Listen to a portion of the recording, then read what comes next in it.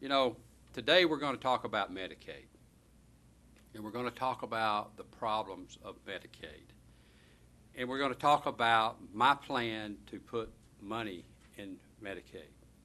Medicaid is the nation's largest payer of long-term care, funding approximately 50% of all long-term care, spending nearly two-thirds of all nursing home residents. Folks, the state is suffering one of the biggest economical crises in my lifetime, and it has had a major impact on seniors and children and the at-risk population. And Medicaid, there's a disaster lurking in the near future with Medicaid. Medicaid is currently being propped up by the massive amounts of federal stimulus money. I want to say this to you today. I want to thank President Obama for the stimulus money that he has sent to Alabama to not lay off teachers in Alabama. I want to thank President Obama for the money that he has sent to Alabama so that we can prop up the Medicaid problems that we have in Alabama. $700 million. Can you imagine where Alabama would be today if President Obama had not sent that money to Alabama? You know, President Obama has taken a lot of licks from a lot of different angles, and as Commissioner of Agriculture and a citizen of Alabama, I want to say thank you, because I know the seriousness of the problem. You know, when the funds run out, that's going to leave a huge hole in the most critical programs in Alabama. 817,000 Alabamians are enrolled in Medicaid. That is 17% of the state's population. Medicaid enrollment has increased nearly 50,000 people in the last 2 years. And the state revenue collections in supporting Medicaid are decreasing. You know, I am one candidate who is running for governor that has a plan to put money back in our Medicaid programs. In 2010, Alabama's state Medicaid budget is $4.9 billion. Alabama is responsible for $1.1 billion.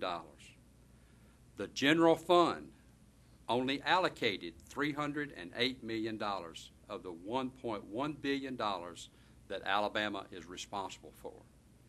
And $700 million of that was stimulus money that President Obama sent to Alabama. But the real picture is this, guys and ladies. In 2011, the stimulus money will run out, and folks who need Medicaid will still be here. Nearly 1 million Alabamians are eligible for some type of Medicaid coverage. Let me tell you just a little bit about the Medicaid program and who is eligible and how important it is. Over 50% of all births are paid by Medicaid. 39% of Alabama's children depend on Medicaid for health coverage. And 20% of Alabama's elderly residents are Medicaid eligible. And 65% of all nursing home beds in Alabama are funded by Medicaid.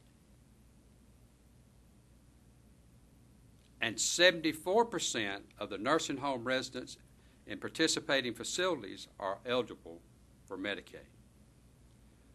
But what that means is that hundreds of thousands of Alabamians will lose essential services if we don't find a fund to help these Medicaid programs continue to function as they are today. And time after time again, and I will continue to reiterate, is that if we don't tax gambling in Alabama and we don't regulate gambling in Alabama and we don't control it in Alabama, then what are these programs going to do? Where is the money going to come from to make sure that we don't have fewer beds in our nursing homes, but to make sure that we can at least maintain the level of beds, if not even more? That probably becomes a little more personal to me. I know it becomes personal to a lot of folks.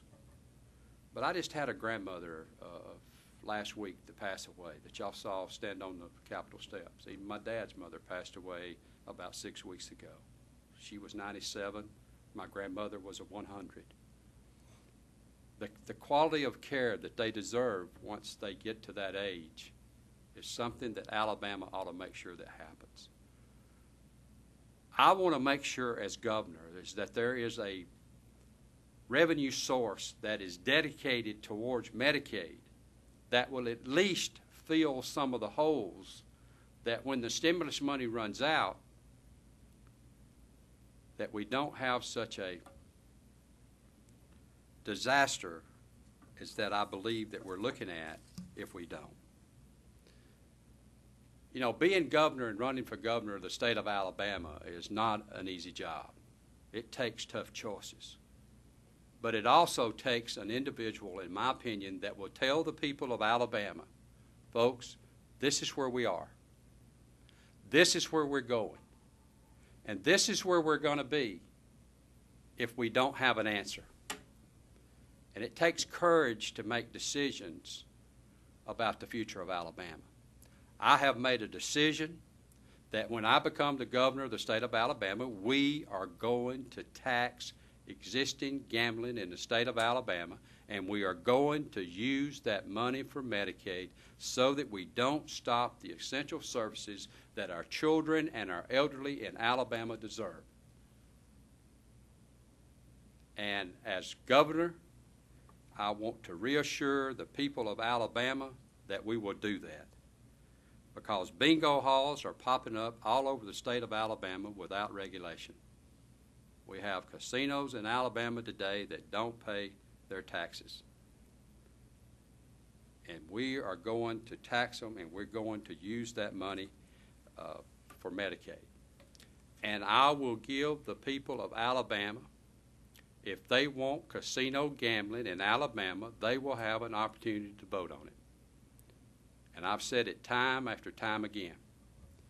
You've got Republican Governor Haley Barbour in Mississippi. I don't believe for 1 minute that he would give up the first bingo hall or casino. I can assure you that the revenues that they have received from casinos in Mississippi has been a blessing during these tough economic times for the essential services that they deserve. So that's why I've asked you to come here today, is to try to paint a picture for the people of Alabama of the disaster that is coming down the road, and that if we don't have a revenue source to try to fix that disaster, it will become worse than we've ever seen it in the history of this state. And as governor, it is my intention not to let that happen. I just believe the people of Alabama need to know what 2011 looks like. And maybe that will help them in making up their mind whether what they want to do or which path we need to go.